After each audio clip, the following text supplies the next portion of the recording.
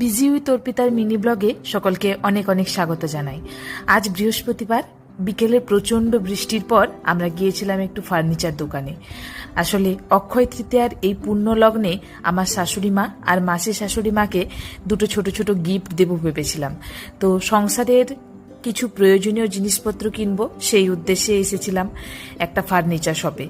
Sharma steel furniture ঝাড়গ্রামের এক বিখ্যাত দোকান। ওইখানে অক্ষয় তৃতীয়া উপলক্ষে বেশ কিছু অফার চলছিল, সেখানে এসেছিলাম। তো কিছু জিনিসপত্র আমরা পছন্দ করে ওখান থেকে গেলাম একটা এগ রোলের দোকানে।